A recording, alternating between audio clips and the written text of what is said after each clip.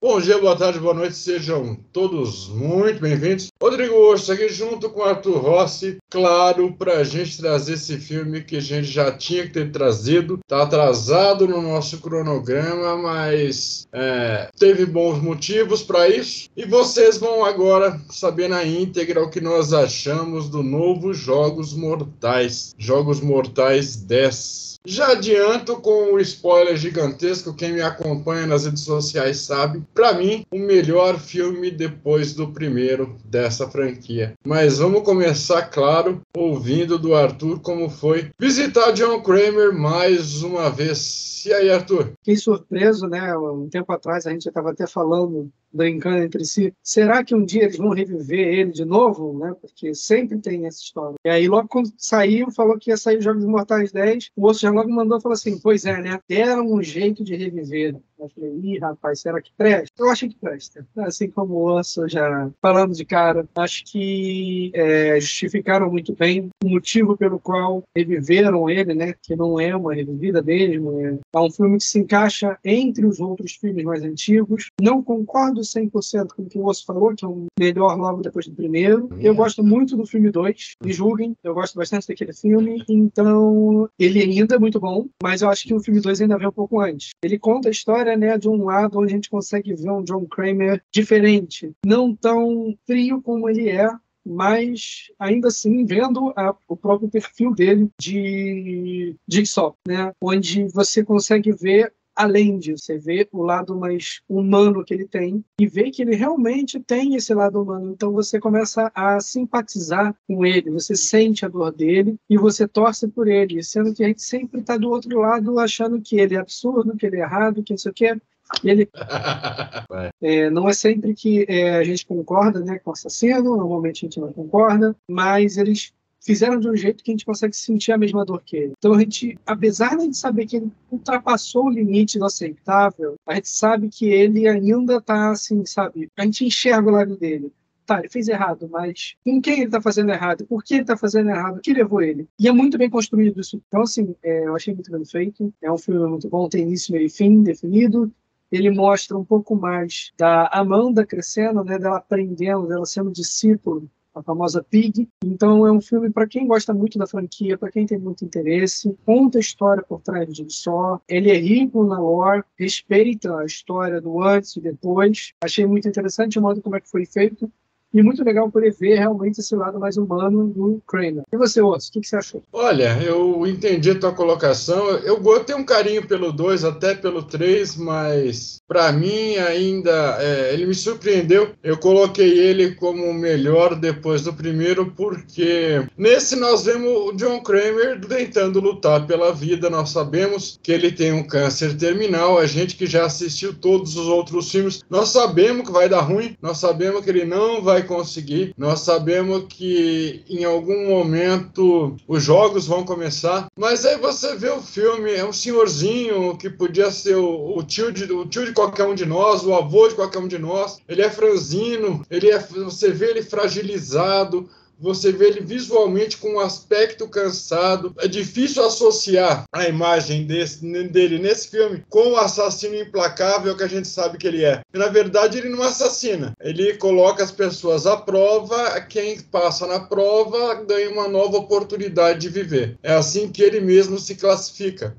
Nesse, a gente vê ele num grupo de apoio ao câncer, a gente vê ele tentando entender, tentando lutar e até se preparando para um plano B, caso realmente ele não vá dar certo e ele vá de base com esse câncer. Um amigo dele desse grupo fala para ele, apareceu um tratamento revolucionário, só que não é aprovado em lugar nenhum do mundo, a equipe médica é meio itinerante, é meio por baixo do pano, mas resolveu para mim. Como ele já conhecia esse cara desse grupo de apoio, ele falou, me passa o contato, uma vez que a gente sabe que grana para o John Kramer é infinita, ele tem recursos ilimitados. Aí ele entra em contato com essa mulher, que é filha de um pesquisador, de um médico, não sei o quê. Ela fala, nós não estamos mais atendendo na Europa, nós estamos atendendo no México. Então você manda seus dados médicos, você faz um primeiro depósito, e assim, assim, assim. E ele topa, quer dizer, para quem já não tem mais nada a perder, se desse ruim, ou ele morreria antes, ou ele perderia só dinheiro. Na cabeça dele, é assim que funcionava. Ele chegou nesse lugar, é um lugar misterioso, é um lugar afastado. Ele de cara simpatiza com uma menina que recebe ele, que fala, ó, são as fotos da minha família, aqui é um lugar da minha família, nós estamos operando aqui por conta das farmacêuticas que estão perseguindo a gente, que não querem que justamente esse tipo de solução apareça. Você compra essa ideia, você sabe que ele não vai se curar, você que assistiu os outros filmes sabe que vai dar ruim, mas dá um quentinho no coração ver ele lutando, ver ele de verdade acreditando naquele processo. É um processo em duas frentes, ele passa por uma cirurgia e depois uma medicação complementar. Ele passou pela cirurgia, aí a doutora falou para ele, ó, você vai tomando a medicação, não mexe na bandagem e daqui uma semana a gente se vê.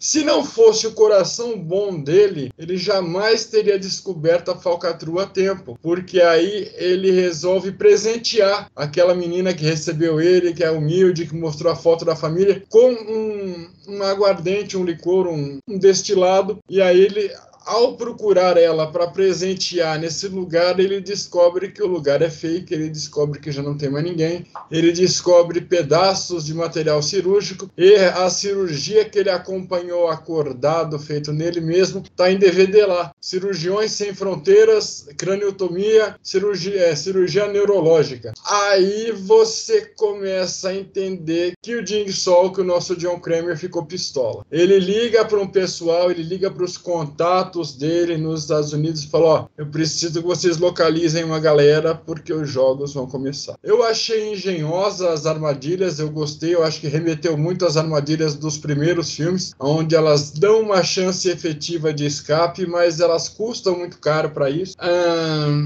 Achei inteligente a forma com que ele englobou essas pessoas e meio que interligou a prova de cada um deles. Gostei dele ter feito um novo amigo, o nosso craque de futebol lá, um molequinho super bacana, super simpático. Eu acho que foi mais que justo aquele final. E aí imaginamos que é depois desse filme, é nesse final, que ele vai fazer o filme que o Arthur mais gosta, que é depois desse que vem o 2. Quer dizer, nós temos aí uma Amanda que participou de toda essa cobrança, esses experimentos que ele fez nesse filme, então é meio que como se ela tivesse sido posta à prova. Inclusive ela titubeia em alguns casos, porque ela entende na outra a dor dela mesma. Ela fala, mas às vezes a pessoa ela tá escrava de uma certa substância, às vezes ela não fez por mal e não sei o quê, porque ela estava falando dela mesma. É um retrato dela que a gente vai ver justamente no 2. É um dilema pelo qual ela passou, que a gente vai ver justamente no 2. É um filme separado. Se você nunca viu Jogos Mortais, não sabe nem do que nós estamos falando, e vai assistir esse, como ele é muito bem amarrado, você vai entender perfeitamente. Sim. Ele não exige nenhum conhecimento pregresso. Então, se você não viu nunca Jogos Mortais, comece por esse. Depois vai para o 1, o 2, aí sequência. Eu recomendo até o 3, depois disso virou meio caça-níquel, o 4 ainda é legal, mas vale a pena conhecer. Então, um dos nossos brindes de final de Halloween é os Jogos Mortais 10. Não assistam, curtam, compartilhem, se inscrevam no canal, é muito importante a participação de vocês. Sejam muito bem-vindos os novos membros. Arthur, mais alguma coisa que você queira complementar? Tem sim. Diga. E aquele final? Aquele final ficou meio em aberto, meio estranho, deixou solta para que possivelmente tenha uma continuação ali. Vamos ver o que eles vão fazer. Acredito bem lembrado, Arthur. Tem um final em aberto e tem um plot twist, né? Tem um plot twist, tem um pós-crédito, tem a cena pós-crédito. Então, também. Eu, quando eu assisti, eu fiquei pensando justamente naquele pós-crédito. Eu falei, peraí, mas falta peça nesse quebra-cabeça. Exatamente. E aí nós vemos no pós-crédito. Mas ele colocou uma peça a mais. Exatamente. Aí nós vemos no pós-crédito aquela coisa de, e aí, queridão, mas você não tinha passado pelo procedimento? Foi muito bom, foi muito bom. É nóis, valeu! Valeu! Falou!